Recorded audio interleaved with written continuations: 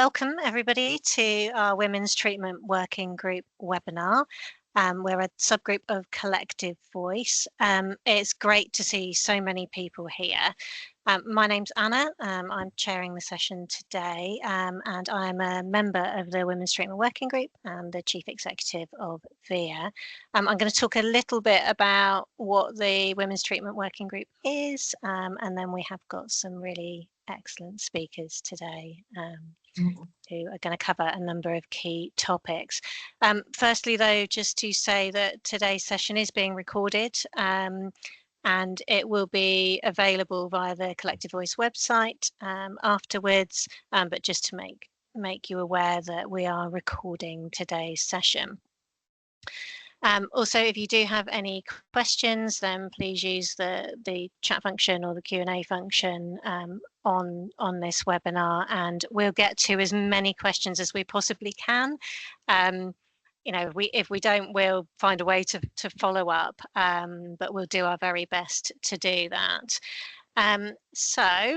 Firstly, what is the Women's Treatment Working Group? So we're women from the drug and alcohol and women's sector, and we've come together to work as a collective to raise awareness, challenge stigma, advocate for policy change, and to really take responsibility within our own organisations as well to get things done. And that is all about making sure that more women, and particularly mothers, can access gender-relevant, trauma-responsive drug and alcohol treatment and support services. So, you know, we know that women who use drugs face significant stigma, particularly mothers, and that can stop them seeking support and the treatment that they want and need. And women and mothers who use substances should be able to access the support and resources they need to reduce harm and rebuild their lives. And we also know that there are key issues impacting women. So, for example, many women have experienced male violence, and we really want to be focusing on improving outcomes for women and making sure that our sector is providing gender-informed and trauma-responsive care. And so importantly, across all of this is making sure that women's experiences must be heard and reflected in treatment design and in policy.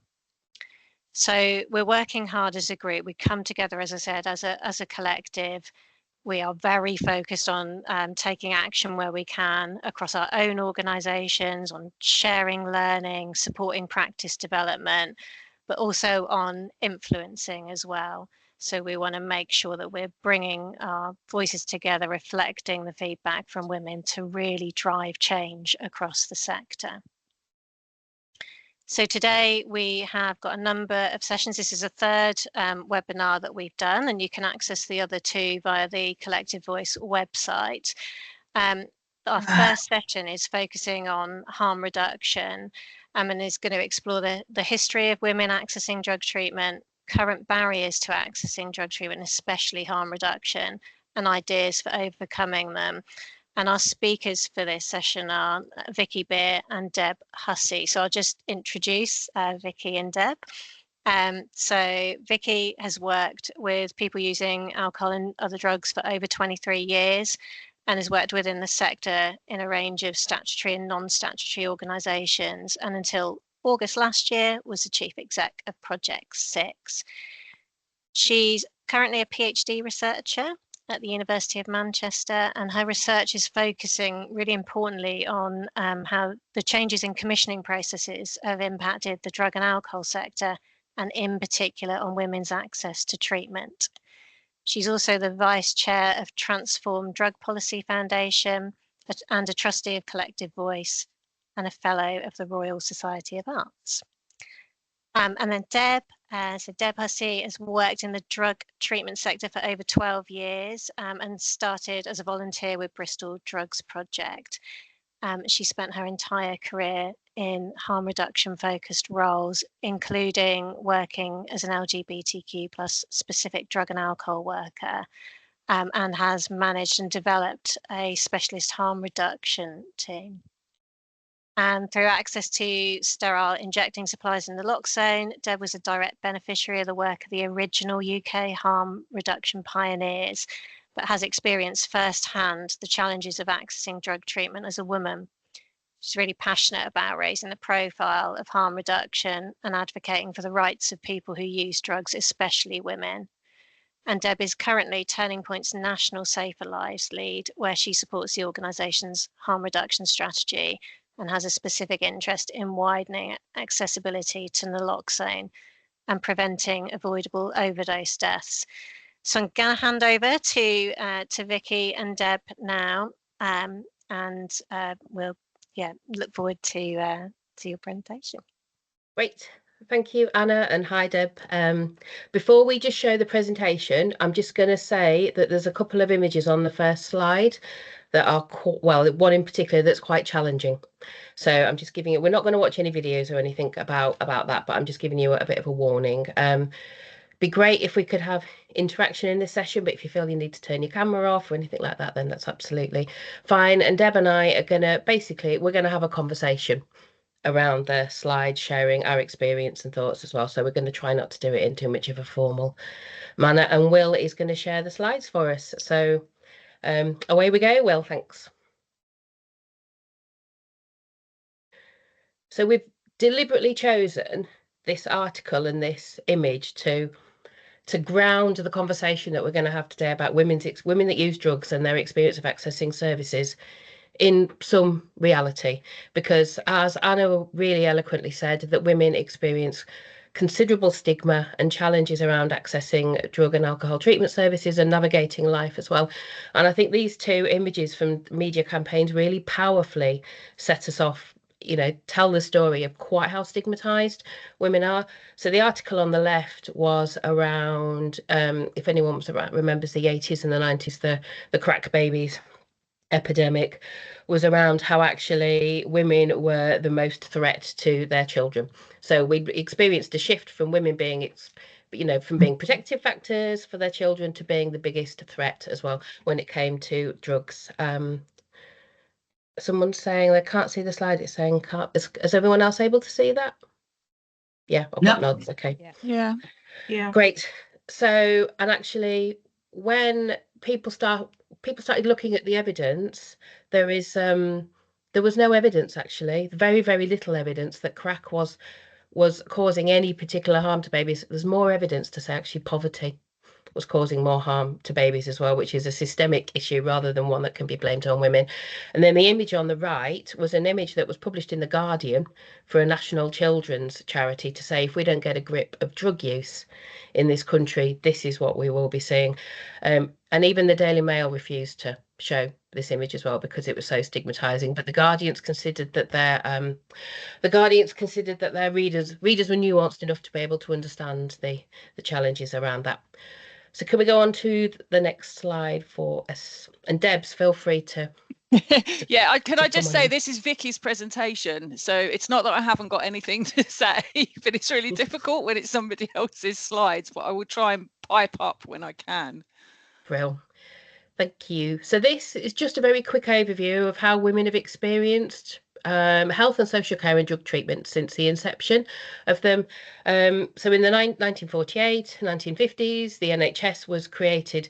Now, the women were really stereotyped as caregivers, and the legacy of that remains until today. So can anybody tell me, in what year did it become mandatory to include women in clinical trials?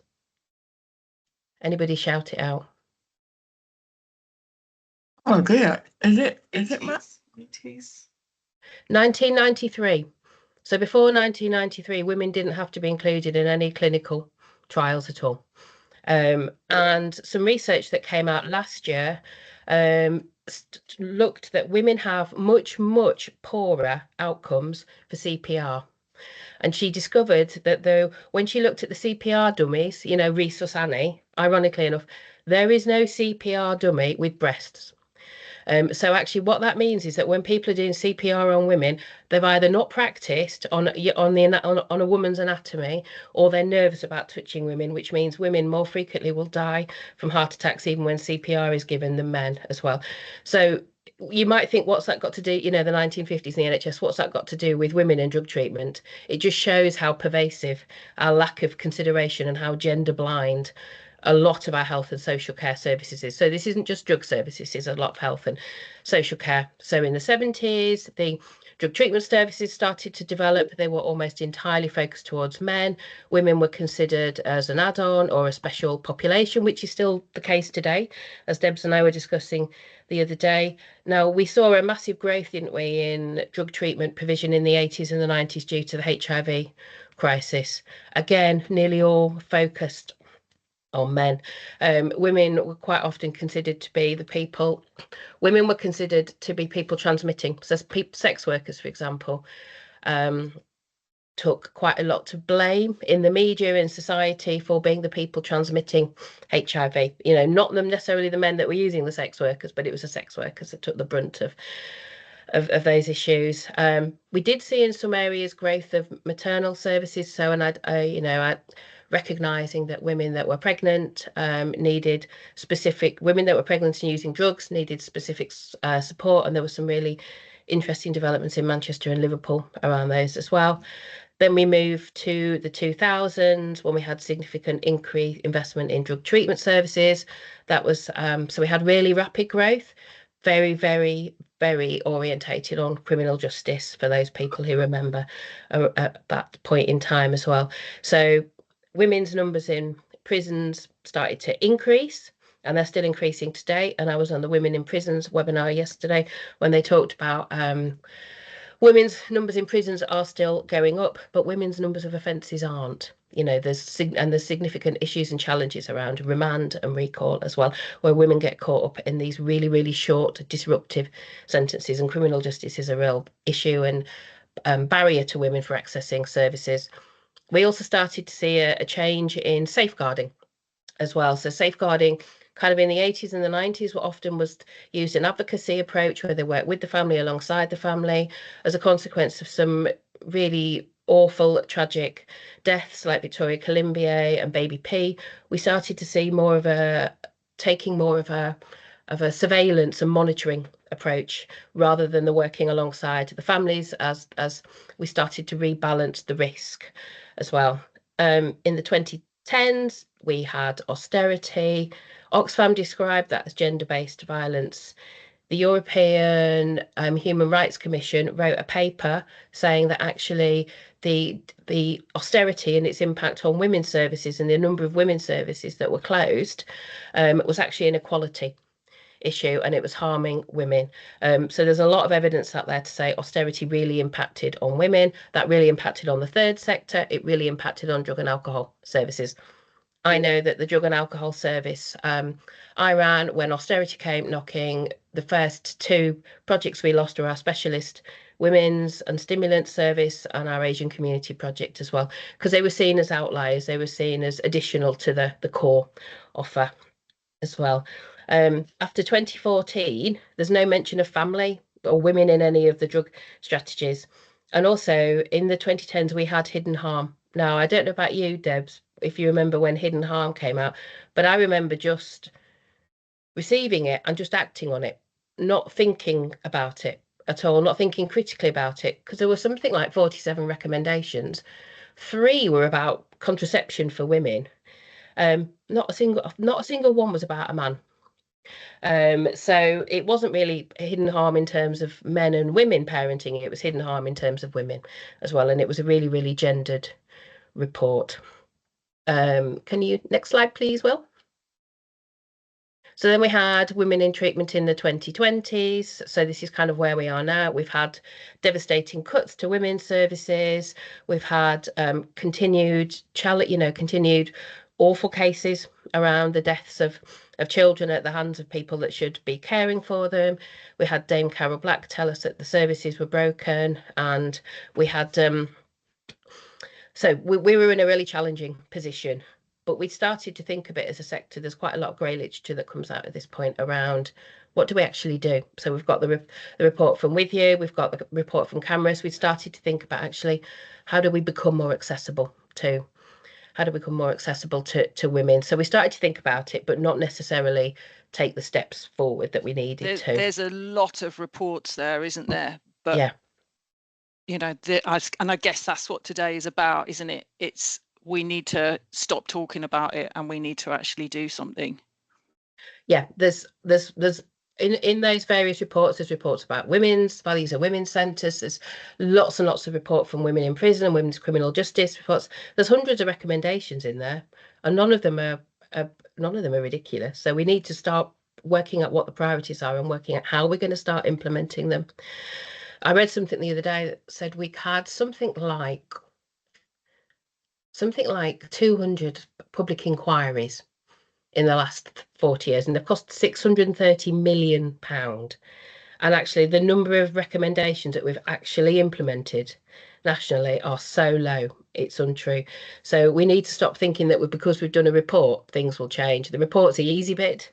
The actual getting that to change within our systems and organisations is a really, really challenging bit. So moving on to women's barriers to accessing services. Well, can we come on to the next slide, please? Oh, sorry. One final set of data. So this is the reason why we need to do this. So women accessing treatment between 2012 and 2022, interestingly enough, it's really hard to get the data before 2012. And even between 2012 and 2014, where in the reports, you have to ferret through the reports and work out percentages and work out where women are. But before that, it's really hard to get that data. But you can see the numbers are slightly coming down, and I've chosen opiates only because otherwise you get tangled up in alcohol as well. So this is, and I really wanted just to focus on drugs. But the next graph is also the really shocking one. Women's drug-related deaths have risen since then and have continued to rise. Last year, it was the rise in women's drug-related deaths that kind of meant the overall total had increased, because men started to come down. It went back up again this year.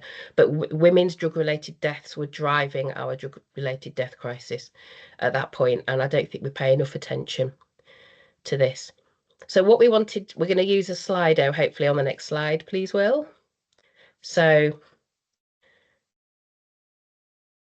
I'm not sure that that's going to work. That should have come up with a QR code by now. So what we'll probably have to do is Debs and I will just chat through. So maybe you could put it in the chat. Yeah. If you put in the chat what you think barriers women face when trying to access harm reduction services, we'll give you a minute to do that, and we'll just pick up on some of those. I think what I'd like to say as well is that the title of this webinar is, what's good practice when working with women in drug and alcohol treatment services. But we have to get them into drug and alcohol treatment services first. And clearly the graph that we just showed, we're not doing as effective a job as we could be. So what do we need to do so that we can, get people into services first and foremost before we create these perfect bespoke services that are going to meet the needs of the people that they're aimed at? I absolutely agree. So I've been doing some research with women that aren't in treatment services. Now, I haven't got my data in a way I can analyse it, but I've been working with women who are either in and out of treatment, circling in and out of treatment, or not in treatment as well. And actually, they're quite straightforward to find if you're prepared to make the effort and go and work with the right organisations and partnerships and collaborate as well. And they're telling me some really, really interesting stuff as well. So we've got a lot of stuff coming through on the chat, Debs. We've got a lot of stigma. It's the amount of times that it says fear on this as well, for different reasons. But fear shouldn't even come into it, should it? If you're accessing support for something that you need support from, for me, that's the thing that really stands out, is that people are actually scared to ask for help. I mean, can you imagine being fearful of going to access a service for diabetes or Parkinson's or something like that? You just wouldn't be, would you? Yeah, so much fear of judgment, fear in general, stigma, equipment's not tailored properly, fear of mistrust of the system as well. Yeah, there's some really, there's a lot of fear in there, isn't there? There's a lot in there about judgment as well. And I know we spoke about this when we were talking the other day. It's, as a society, it's like we set a higher standard of expectation of how women should behave. and we all do it, and it's probably unconscious. But when women come into services, you know, we're often reluctant to go down the harm reduction route with them. It's immediately the goal is cessation of use, because we feel like women should do better, for want of a better word. And I think that is going to really feed into that fear of coming in and being judged for being a woman that uses drugs. Yeah, I absolutely agree. So can we have the next slide, please? Well, yeah, accessibility, that's a really times a day as well. So here's on the next one, please. So here's some barriers, but we've got them all in the chat as well. So we've got not a women only space. So women who are looking to avoid an ex-partner, an ex-perpetrator, women who are Anna, I can see you've got a hand up. I think we're doing questions at the end, unless you want to stick it in the chat. We've got fear of if women are sex working, men will just make comments and assumptions to them all the time, and they'll find it really, really difficult around being other men. So fear of family members finding out, shame, concerns about safeguarding, that is an absolutely massive one. Fear of violence, partners won't let you, meeting ex-partners, fear of being judged. There are many, this is just a tiny snapshot. There are many barriers that women experience accessing harm reduction services. But I think, like Deb says, the first thing we need to do is go out and talk to people that aren't accessing services as well, because we can make assumptions about, well, this might be a solution. Well, how would we know? You know, how would we know in our roles when actually we really need to be working with the women that are out there, and we need to be listening, asking, how can we help you? What do we need to do to help you walk through the door? What do you need? What concerns you? What fears have you got? What do you need us to do differently? And then we have to think really carefully about how we communicate that to people that aren't accessing our services. But there are ways and means of doing that, aren't there, Debs? Absolutely. And I think that's where it comes back to harm reduction as well. I mean, I am biased. I talk about harm reduction all the time. It is my thing. But, you know, speaking as a woman who I remember what it was like trying to access services, and I wasn't very successful at it because it was, you know, it wasn't a great experience. But what harm reduction did for me, and what it does for most people, is it starts the conversation of building that relationship. And the relationship is going to be key to getting people in the door. And before we get them in the door, we need to go to them or get them what they need. So that's why, and I know we'll get onto it on another slide, that's why things like NSP Direct, Click and Deliver, Naloxone, things like that are really important, because we lay the foundation of providing things to people that are going to keep them safer, but also it builds a relationship. They become trusting in the organisation that are offering that, and that can often be the first step before we then think about what might make them want to actually come into our service. Can we have the next slide, please, Will? But what we also need to do, and we talked about this, didn't we, is we mustn't assume that all women are the same, because what's historically happened is they've assumed that actually, oh, all women are the same and have the same needs, or we're treated like a special group. Well, we're actually 51% of the population. You know, we might be special, but you know, we should have individual needs met. So there's lots of differing needs of women. There's lots of intersectionality as well. So women might be or might not be mums. And we talked, didn't we, about this, Deb, the other day, about how people might present when they come in. They might not be happy to, there might be a woman that's had their children removed. They might perceive, they might not call themselves a mother. You know, they might be too traumatized to want to even open up that conversation. And why would you with a virtual stranger? You know, that's why we need to be working on building unconditional positive regard. And yes, this is one of Anna Millington's posters as well, that we used at a cross stitch project for at Manchester Uni as well. Women have got differing injection needs. I don't know if you want to come in on that, Deb. Yeah, I mean, I think it's, you know, it ties in with all of this. That really struck me what you said there about we're 51% of the population. So men are 49% of the population, but we don't as a service go, right, what do men need? let's think about the specific things men need and create a service that's full of them. We've just done that anyway, but do you know what I mean? That's just really struck me. And yeah, when it comes to harm reduction, it's all been very homogenized. It's never been kind of focused around gender. So, you know, our bodies are different. The environment that we use drugs in is different. The reasons we use drugs are different. The times we use drugs is different. So any harm reduction intervention needs to be different, and the injecting equipment and the injecting advice that we give. So a lot of women begin injecting by being injected by others, by partners. And there's been some studies done on this. And so by the time women try and take control of their own drug use, their veins are damaged, you know, beyond sort of saving, and so the whole thing is much more difficult, and it ends up with people getting entrenched in that cycle of continuing to be injected by others. So there's loads of little nuanced things, I think, that we don't think about in enough detail. Yeah, because we've got we tend to lump LGBTQ people together, but that's a massive range of folk and individuals with different needs and wants. And then we've got especially stimulant services. So what are we actually doing for women that use stimulants? We've got people, well, we haven't put this on here because I said it was not exhaustive, but with ADHD. So people that are self-medicating.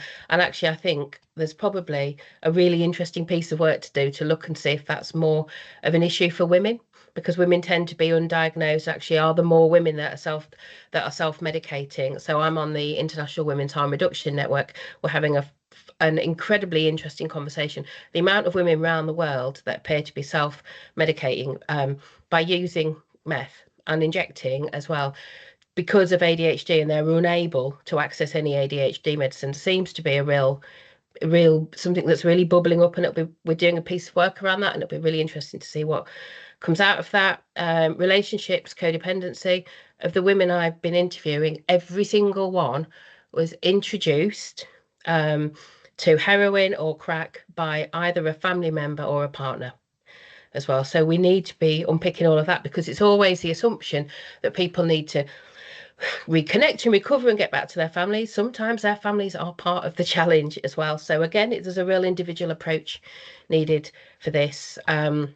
Women are, quite often it's assumed that they're sex working, and that can provide all sorts of challenges for women engaging, and shame and stigma as well. Hidden populations. So again, within these sectionalities, there's intersectionalities as well. And I've just seen somebody put in the chat about different stages of life and menopause, and that's really important as well. There's a bit of evidence around alcohol use and women in the menopause, but we need to start thinking, if we're working with a growing cohort, an aging cohort of women who were kind of in their 30s, 20s and 30s when they started using and are approaching perimenopause and menopause, we need to start thinking about what the needs of that group of people might possibly be as well. Kind of next slide, please, Will. So what ways are there of overcoming these barriers? I don't have the answers to this. I've got some thoughts, and there are 110 people in this room, and there'll be 110 thoughts, and that's 110 experts and 110 people that'll have ideas to contribute to this as well. But when Deb and I were chatting, we said harm reduction has always been a boys' club. It was been led by men for so many years, and that we need that to change. So we think we need a national women-led harm reduction network, by women, with women, for women, because actually we need to be really focusing on this issue and this need and ways to overcoming this as well. But I would suggest that the best way of doing this is real co-design and co-production. So there is no one way. There's no one size fits all, because one size fits all means one size fits no one. So we need to talk to women not in treatment in our area. We need to go and find women who would benefit from being in treatment and talk to them. And I'd ask them what's stopping them using the services. And that's going to take time, because women don't trust services. Women are petrified about safeguarding. They're petrified about bumping into men. They're petrified. They're, as we saw earlier, there is so much fear about accessing services. That hasn't happened overnight, and that's not going to be overcome overnight as well. So we really need to invest when we need to start now, because with this, the International Women's Day was about accelerate action. I don't think this is something we can accelerate because it's something we need to do properly, deeply and meaningfully as well. But I think we need to start those conversations. What's stopping you coming into services? How can we support you? What do you need? What can we build with you, alongside you, that you can access? Large organisations could do this systemically if it needed to be, through training leaders, champions on co-design and women and harm reduction issues, and go out in each of the areas and work with those communities as individuals, communities with differing needs in different places, with all of that intersectionality in mind. Small and medium-sized organisations could lead the work locally because they're probably doing a lot of this anyway. I think reviewing safeguarding principles in line with radical safeguarding would be a really good start. So there's some resources at the end where I've talked about radical safeguarding and how you might apply that. And it's basically making sure that our safeguarding processes aren't judging women for using drugs. We go back to the SCODA guidance of the 1990s, which clearly states that just because somebody uses drugs doesn't mean that that's a safeguarding issue. And there's a really good assessment that came along the back of that, where you actually broke that down and looked at the actual risks. And I think we should be looking collectively at reviewing those guidelines and that guidance, and actually coming up with a model that's fit for purpose now. And communications and partnerships are absolutely critical.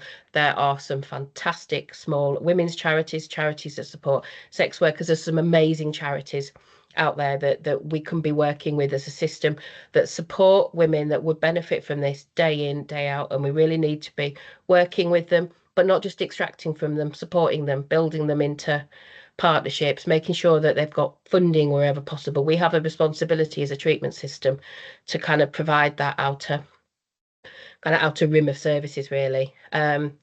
And we're running pretty short of time, so yeah, I can see Anna's nodding at me. Next slide, please. So here's some good practice examples. Then after this is a few slides, which we will share afterwards, but you can have a look at them in terms of your own organisation. So some good practice examples.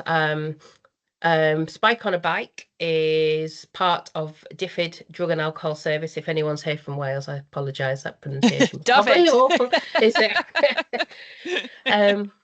So this is a harm reduction service, a mobile needle syringe provision that's run in the valleys in Wales by motorbikes, actually. So you place an order and someone will come out on a motorbike and deliver you what you want. They've got 38% of the people that they work with are female, which is about twice as high as most people's needle and syringe provision. And this goes back to that, taking the harm reduction to people. Yeah. Rather than expecting them to come to us. Absolutely. And then we've got the exchange supply. So they're NSP direct services, and they're gendered and anti-stigmatizing women's equipment, which is designed by Mum to Mum, Anna's mum network, actually providing gendered equipment that women wanted and women were able to design. I asked Andrew about the data of access to NSP direct, and so 50% of the data people declared their gender. It works out a third female, 2/3 male. Again, that's higher than our needle syringe provision. So that's telling us something as well. That's telling us that we've got an issue with women accessing our harm reduction services, because when we deliver it in another way, about twice as many women come and access it. So, Will, please, next slide. So this is a model that you might want to take and have a look at. This is your homework. This is your homework, yes. This is a gender transformational model. So actually you can have a look at your services. The references there, you can have a look further. So is your service gender unequal, gender blind, gender sensitive, gender specific, or gender transformative? So you can have a look and see where your services fit and benchmark yourselves. Next one, Will. I do some training for on women and harm reduction, and one of the exercises we do is we look at drug set and setting through a gendered lens. So we'll look at a case study for a male and a female perspective, and we'll work through the increased risks for women. There are small differences around the drugs because of physiology. The main difference is around the set and setting, and you, by looking at someone that's using the same drugs, you can really identify quite how much the increased risk is there to women, and you can start to come up with a gendered plan. Actually, what are the increased risks to women around set and around setting, and what do we need to do different as a service to address these? And we think we're pretty much at the last one, Will. Okay, here are some resources. So there's the Cameras report, there's the With You report, there's an article about drug set and setting and how it was applied to overdose prevention, and there's the Radical Safeguarding Handbook. Last but not least, if you haven't read about narco-feminism, this what's the word? I want to say episode, but that's a film. That's a TV? It's not an episode, is it? There was this. Oh, I can't. My brain's gone. It's Friday afternoon, nearly. It is Friday afternoon. There's a series of articles about narco-feminism, which is it's women that use drugs, writing for women that use drugs, about women that use drugs, about empowering women that use drugs and destigmatizing and demarginalizing women that use drugs. And there was an episode of the Sociological Review given over to various writers, activists, academic practitioners around narco-feminism, and I really would strongly suggest that everyone has a read through that. It's really interesting. Thank you.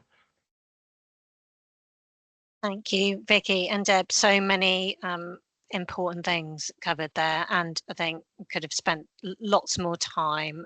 Really, really brilliant. So we are going to have a bit of time for question and answers in a moment, but first of all, we're going to go to Steph Keenan to talk about women and web chat. And Steph is an experienced leader in drug and alcohol treatment, and she is the head of service at With You. I'm going to just hand straight over to you, Steph, to cover women and web chat. And thank you so much for joining us today. Thanks for having me. So today, discussing kind of good practice when working with women in drug and alcohol treatment. As I said, I'm Steph. I'm the head of virtual and digital service delivery with You. So we're going to be looking, or what I'm going to be looking at, is how services, particularly to digital tools like web chat, can be adapted to meet women's needs more effectively. Next slide, please.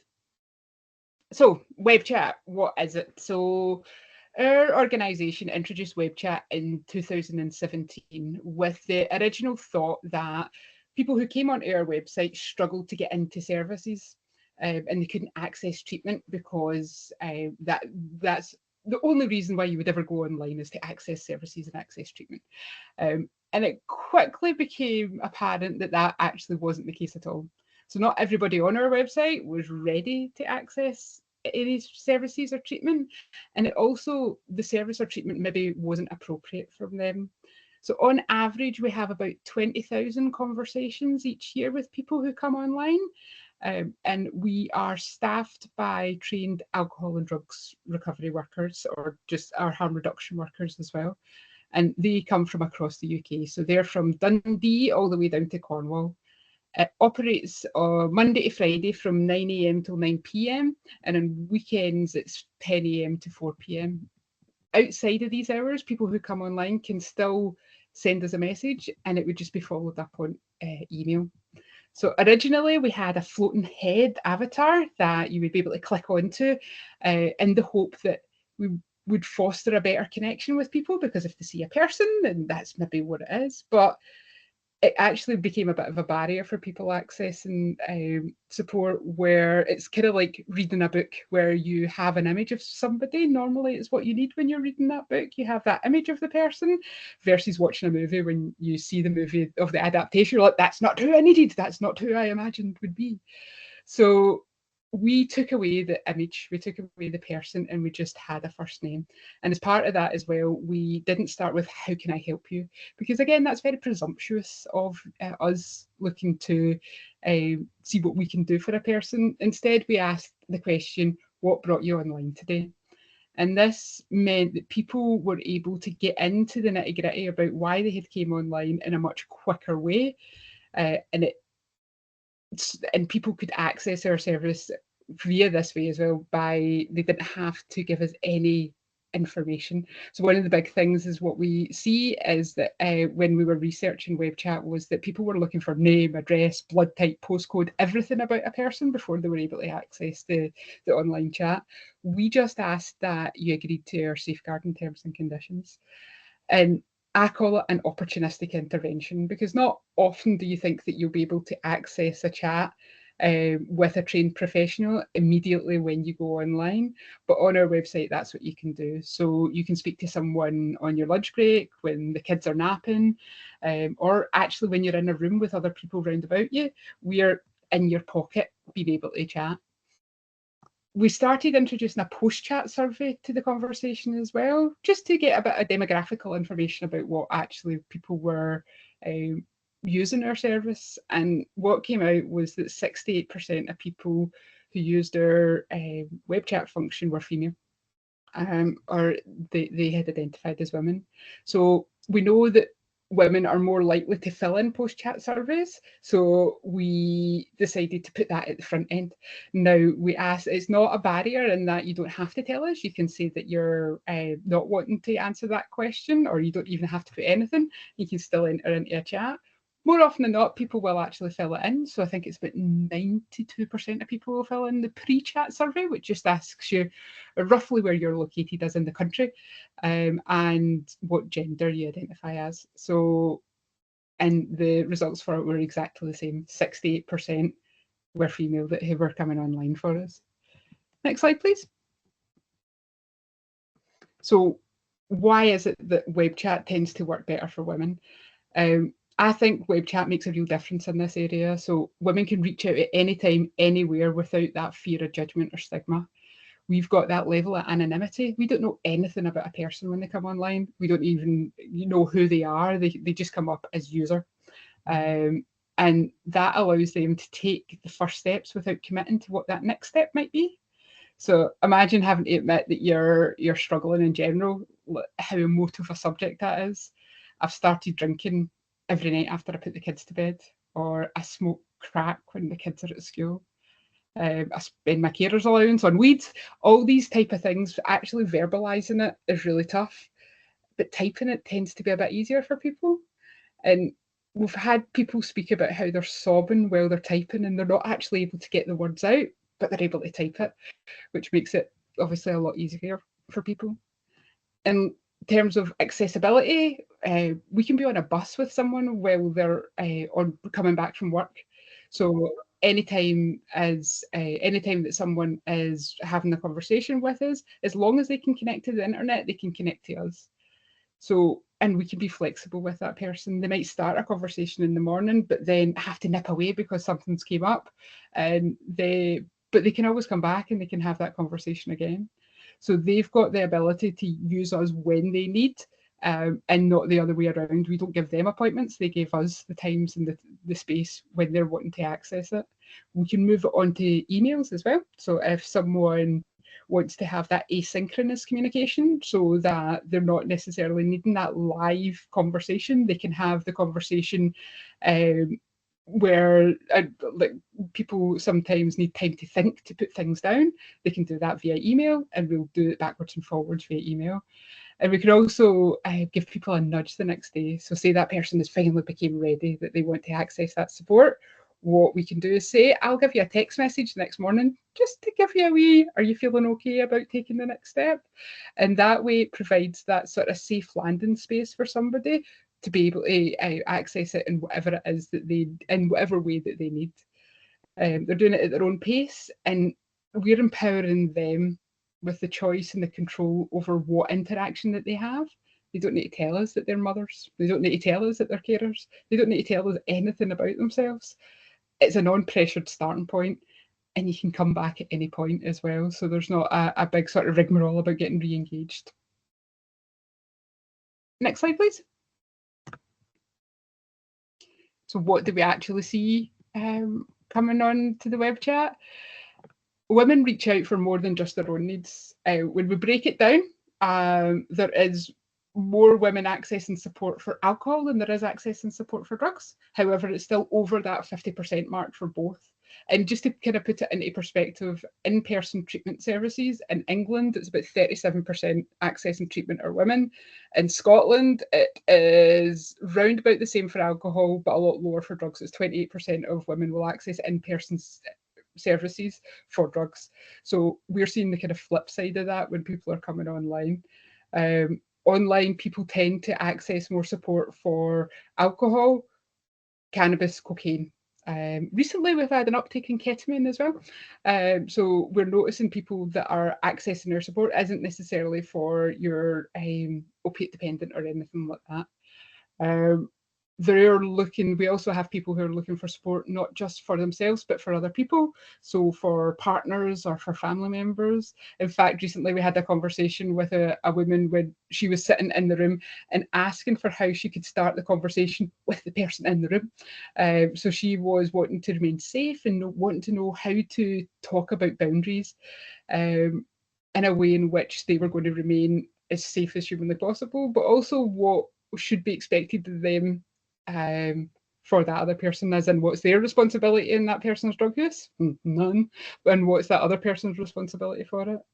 And what the conversations tend to highlight is the level of distress, anxiety, and fear of child protection involvement that women have. Some women are so scared to disclose their substance use within an abusive relationship, or where they're coerced into use and they fear the kind of repercussions of seeking help. So they might be in a relationship where everybody is using. Now, again, not everybody will tell us what their gender is, but for the people that do, what we see is about 70% express concerns around about stigma when they're discussing their substance use. About 40% will mention caregiving as a barrier. And again, it's been spoken about, it's not just children, it's parents, it's partners' parents, it's other people, it's care for whomever. But one of the things I find really interesting is women that use webchat are 3 times more likely to ask for harm reduction advice rather than for an in-person service. So what that suggests to me is that they're focusing on maintaining stability rather than immediately wanting to change or stop. And now, like, webchat allows them to explore support at whatever pace that they need to. Next slide, please. So what works well? Now, I've highlighted the bottom one because I think that's the most important one, but what makes it sort of effective for women is that there's the empathy, there's the non-judgmental language. Women need to feel heard and to feel safe. That's their first and foremost, that's the most important thing. We can signpost if needs be to more specialist services as well. So people might need support beyond substance use and we can link them in with that. I'm not sure how I feel about the phrase, but a warm handover is something that's used. No, warm handover, I'm not a big keen on, but that idea of you're not just giving them a telephone number, you're actually linking them in with what it is that they need. We can do that flexible follow-up. So text, email, come back and see us. Sometimes we'll follow up over the phone as well, and we might phone somebody. We can make the safety planning for people that are in unsafe situations. So about how you can access their support and it being discreet, and also protective. And then, yeah, the one thing that I think is the most important is that practical harm reduction advice. They want strategies to reduce harm. Even if they're not ready to make any massive changes, that's okay. What can we do to make sure that they're safe? And by focusing on these elements, webchat ensures that women get the support that truly meets their needs. There isn't next slide, please, sorry.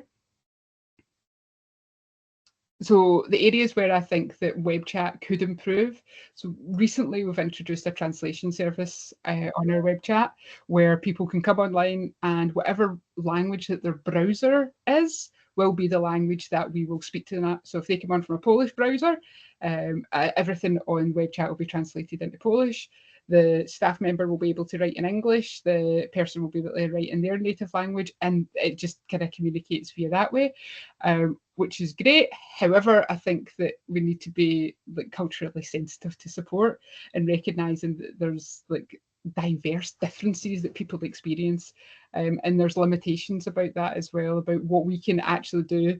Like for me, as a white female, what support I can give to somebody, I have to be more culturally sensitive and aware about that as well.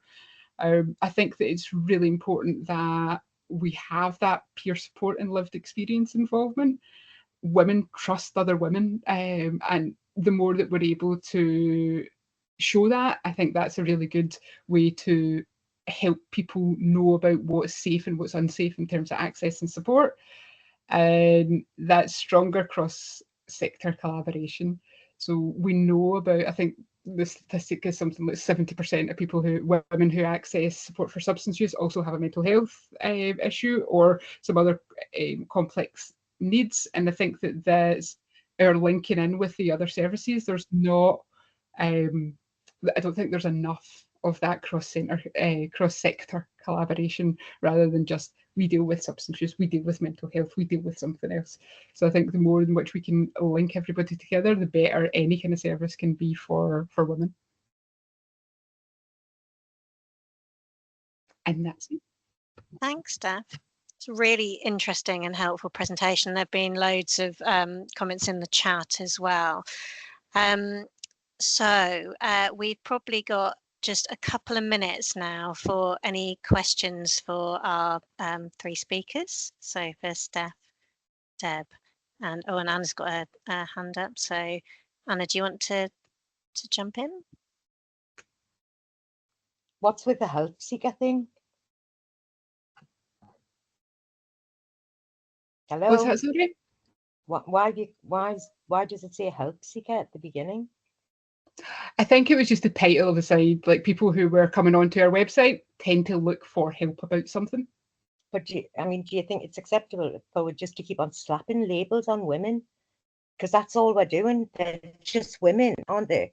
Like, but we keep on like slapping labels on them. Complex women. Do you know what I mean? It's just like, it's never ending, and we don't do that with men. We just don't ever do that with men. Do you know what I mean? They don't have these constant labels on them all the time. And it's not nice when somebody slaps labels on you one after another, and you're just supposed to like go along with the next one and the next one and the next one.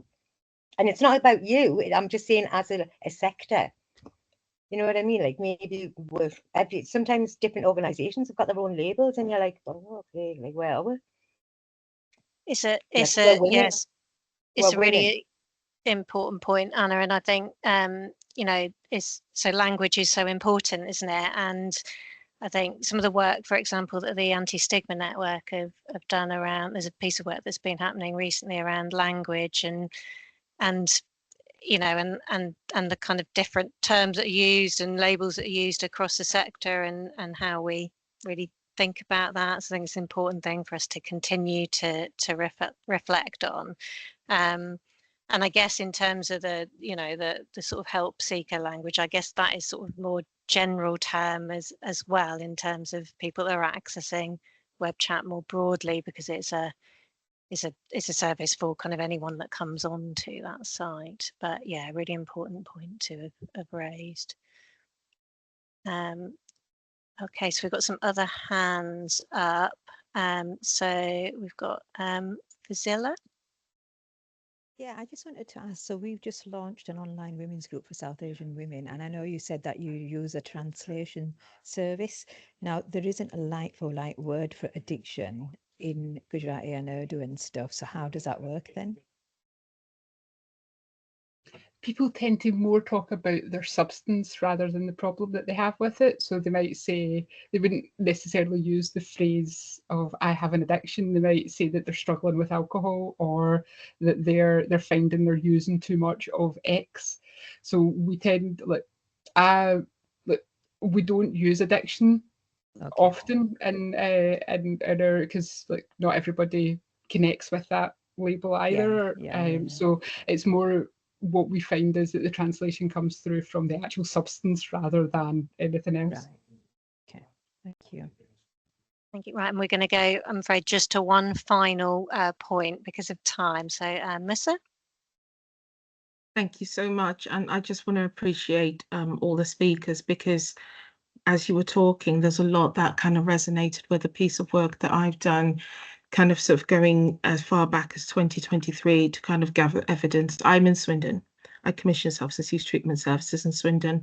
And when I started off, I just wanted to understand sort of what the barriers were and what women were experiencing and what it is that we could understand about how we deliver services on our patch, and also how we could actually make them services that women could access that were suitable and that could actually support them in meaningful ways. I did support groups and one-to-ones, and it was quite an eye-opener. Some things we knew, but it was almost like hearing it from the people that actually use the services was so impactful. I compiled a report which is so eerily similar to what you're talking about, and it just convinces me that it doesn't matter where you go, the situation is the same. And again, that whole sort of 50% perspective in terms of gender divide is still the same. And I didn't know what to do because I wanted to present all this information to our Combating Drugs Partnership. I did a report, but when I presented it in PowerPoint slide mode. And when I came to the barriers, I just had to I had to build a wall, to be honest, because I just didn't know which way to represent what I was listening to.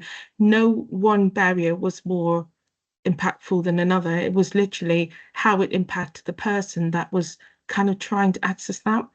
And it's interesting that you've also touched on labels, and the choice of words that we have is almost very difficult, because you're trying to convey messaging, but at the same time mindful that it has its impact. And I don't think that we are where we should be, but it's hopeful. I can see, women in our patch starting to become more empowered to ask for the things they want, ask for the things they need, and to not be fearful, because there's a lot in there about, I'll pick a quick example. What a woman. Melissa, sorry, I'm Yeah. conscious we've got we've got a couple I'm more sorry. sessions to go. No, it's what you're saying so important. And we'll find ways to kind of follow up as well. So we will kind of. I would like to connect with the work that you're doing as well. Thank you. Thank you so much. Yeah, we'll cover that then. But thank you so much for what you've covered. It sounds really interesting and really important feedback. I'm now going to share a video. We're going to move into a final panel session in a second. And we've got a video to start with, which will lead us into that panel session. So let me just pop that up onto the screen.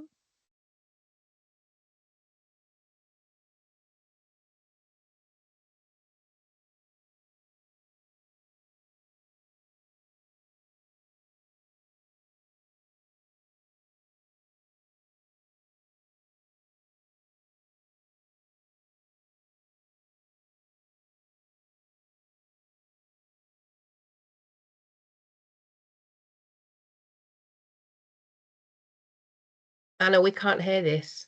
Okay,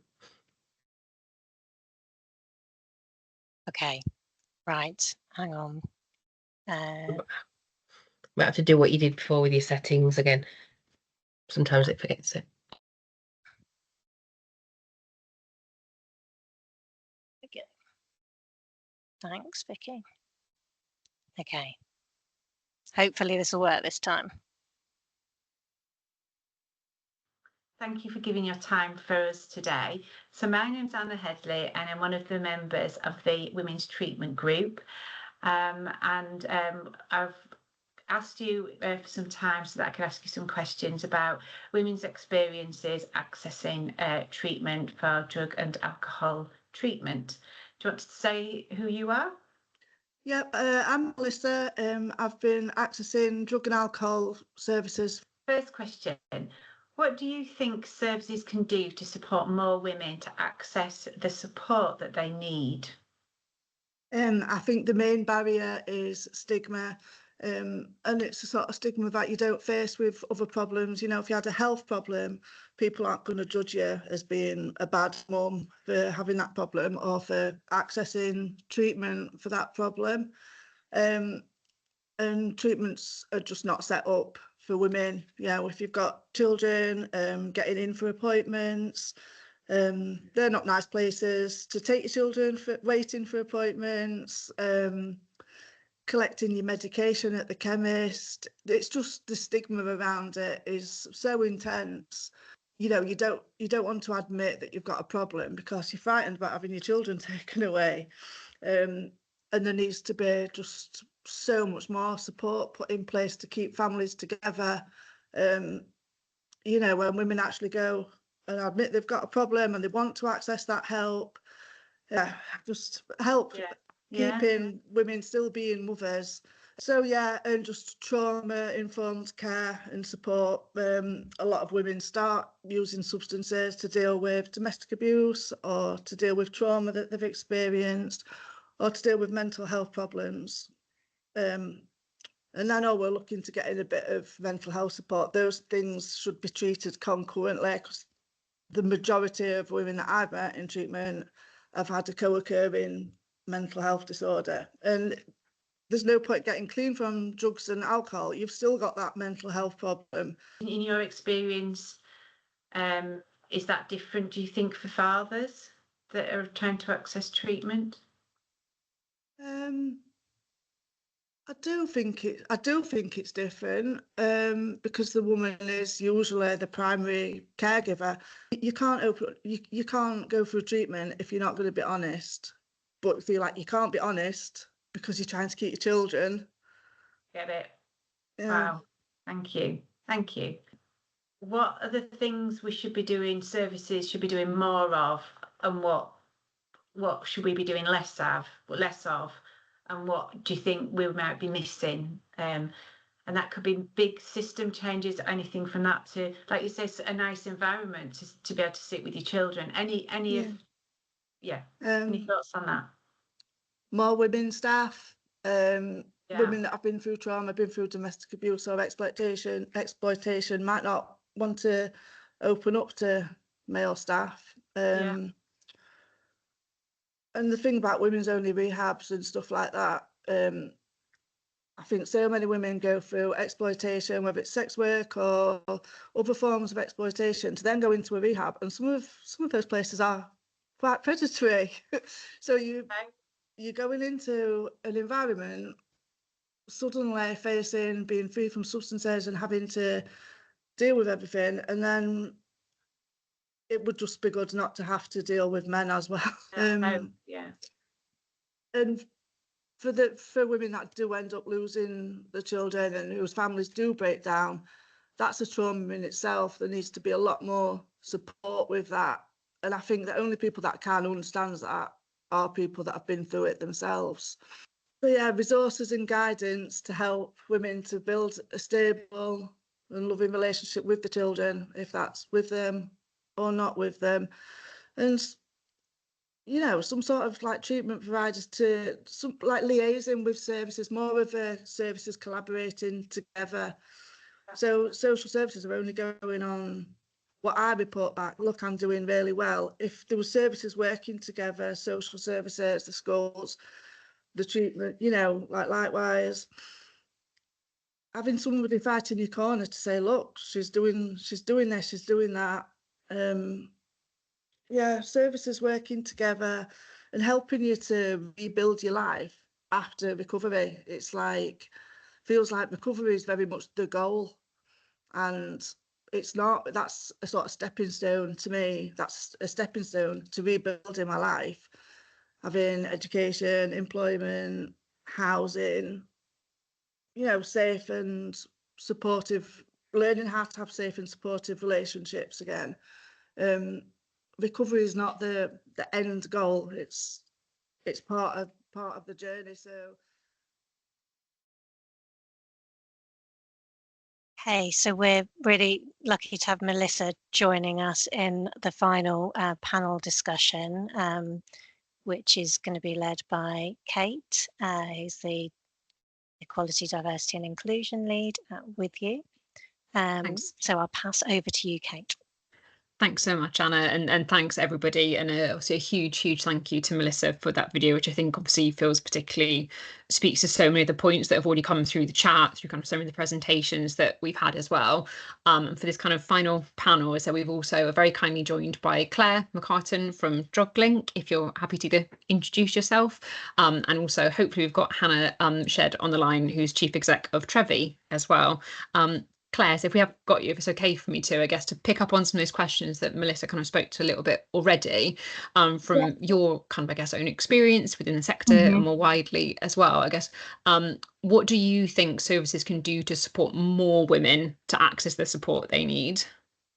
Okay, so I mean, I've really identified with so much of what has been covered in this session already. I think that, you know, so I accessed services myself back in 2015.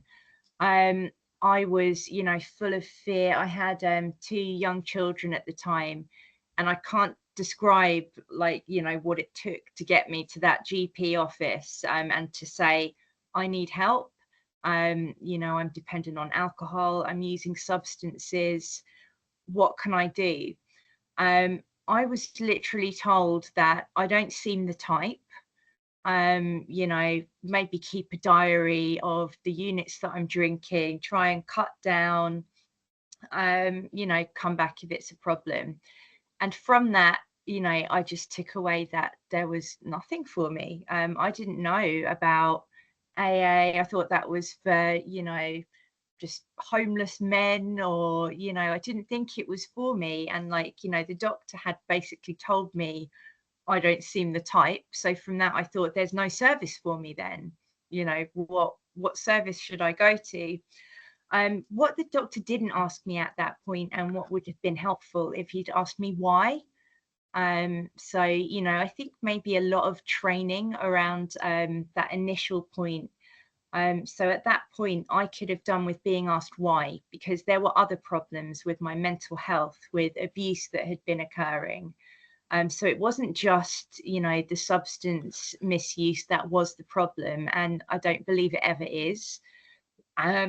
So there was that, and also I would say, like, a really robust referral system would be great at that point, to let me know what is in the local area for me. Because actually, so I'm in Hertfordshire, and actually there's loads and loads of stuff here. You know, like you mentioned, I work for DrugLink in Hertfordshire, a substance misuse charity, and I know now that there's so much going on that could have helped me at that point, but I had no idea where to start.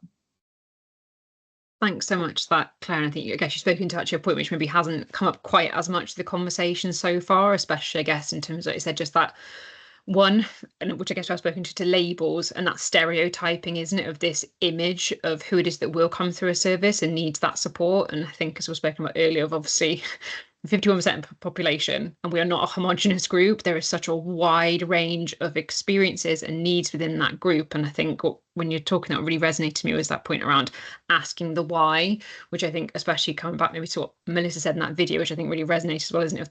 That for lots of people, recovery in and to itself isn't the goal, in the same way the substance in and to itself isn't just what the need is related to, is it? That it's about that huge web of complexity of women's lives as well. So thanks for sharing that, Claire.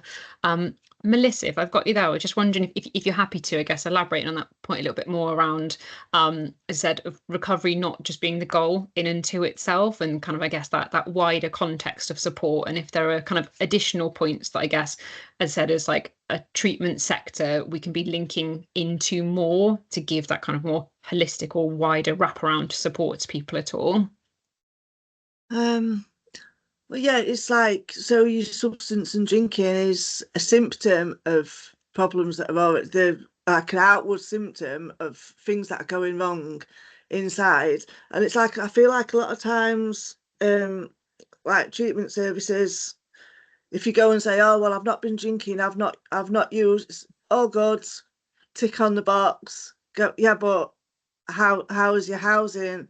How is things going with your there's nobody now to help me to try and get me. Now I've got clean, there's nobody to help me try and get my kids back. Do you know, it's like a tick. She's not drinking, she's not using, all good.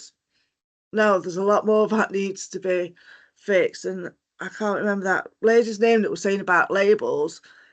I'm not a complex case. It's not that I don't engage with the services, it's that the services are not geared properly for me. It's not a problem with me, it's a problem, you know. I hear a lot about complex cases or multiple disadvantages. You have, you know, that isn't a problem with me, it's that things need to be changed to make it work better for me, and not just for me, obviously. There's lots of me's about.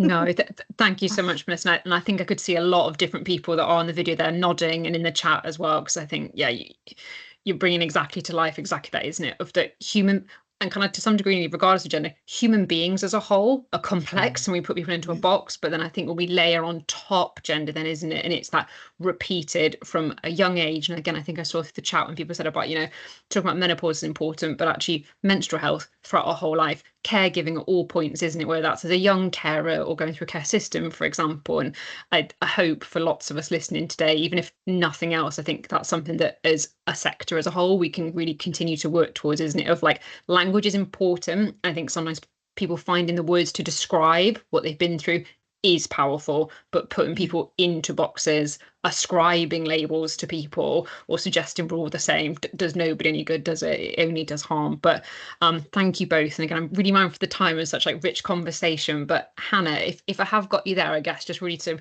bring us around a little bit in the conversation in terms of the Women Treatments Working Group that obviously kind of this webinar has been pulled together from today, kind of got this, it started in 2022 and you were kind of chair amazing of that group for a period. Are you able to give us, I guess, just some highlights around what you think has changed in that time at all, and a bit, I guess, of looking forwards, where do we know, and I think we've had some of those themes already, but what do you think we can focus on more to keep moving that dial to get more women the support that they need and also deserve, just as a kind of basic right, I guess, if we've got you here, Hannah? Yeah, I'm here, Kate. Hi. Thank you. And yeah, I'm aware of time. People probably want their lunch, don't they? So, I mean, I guess when I was thinking about this today, I was reflecting that when we first got together as the Women's Treatment Working Group, we set ourselves 6 months worth of meetings. We thought, right, let's get some stuff done over 6 months.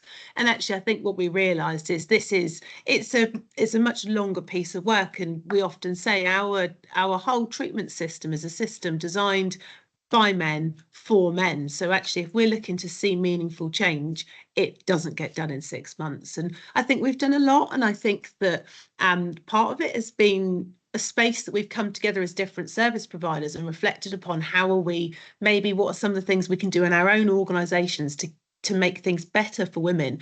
And it's come up a few times. It's not just the women that are in our services, it's the women that we want to reach who aren't yet in our services. So there's been lots of different things we've been able to look at in our own organisations and really trying to look at how can we create women-only spaces at all parts of the treatment system. And I think there's some really exciting examples of where that's started to happen. For example, we know that we've got in Gloucester, there's a whole sort of end-to-end pathway for women. And part of that's been about the partnership between Nelson Trust, between VIA, and I think where we can work in partnership with other services, we can create better systems for women. So lots of really good stuff happening. And I think we're trying to influence as well. So trying to use our networks and keep making sure that wherever we are, so often the conversation just by default becomes about men and the needs of men, and actually all of us starting to say much more routinely, let's think about the needs of women. Yes, we're not one homogenous group, but can we please think about how does this work and how does this not work if we're not thinking about the needs of women? In terms of where we're going in the future, what sort of other plans are, we know there's going to be a refresh of the drug strategy in the next sort of 6 months. So how can we make sure that we're really trying to bring into that conversation, again, the needs of women, and thinking about how can we sort of continue to sort of have some of these conversations within the sector. This has been a really good example of how we're doing that, and I'm been really encouraged to see so many people online, and I think we need to do more of that. There is a lot to be done, and bring as many other women into that space to have those conversations is really exciting. So yeah, I hope that's sort of helpful, Kate, as a bit of a whistle stop. And certainly on the page on the Collective Voice page is worth going to for resources and to see what we're up to. Thanks so much for that, Hannah. And as I said, I'm sure we could easily have done probably a whole day, whole week, months, years on this topic to some degree, sadly, but also because there's so much passion, which I think is so exciting. I think just to really reiterate to everybody has said of the focus for the group going forward, especially, as I said, is around sharing this learning, but also continuing to listen. It's definitely by no means a reflection or a saying that we have reached X goal, because we certainly have not. I think the dial has moved, but we know there's a huge amount of movement still to go along that road.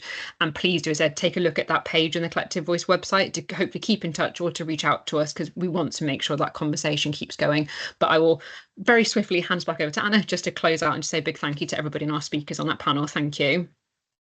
Brilliant. Thank you, Kate. And just a massive thank you to everybody that's spoken today, and to all of you for coming along to this webinar as well, because it's just really important that we're part of the conversation and really thinking about how we can do things differently and how we can drive change. Will has popped the link to the Collective Voice in the website in the chat, so you'll be able to access detail on there. We are going to be putting more on our page, so there is a specific Women's Treatment Working Group page there. We are going to be building and developing that. You know, please get in contact if there are things you kind of want us to be linking up on and talking about in future webinars. We'll do. Feels like we, as people have said, need like a whole day to talk about these things, but great to see you all here. Have a really wonderful rest of the day, really great weekend, and thank you again to everybody that's contributed today. Take care. Bye everyone. Bye. Take care.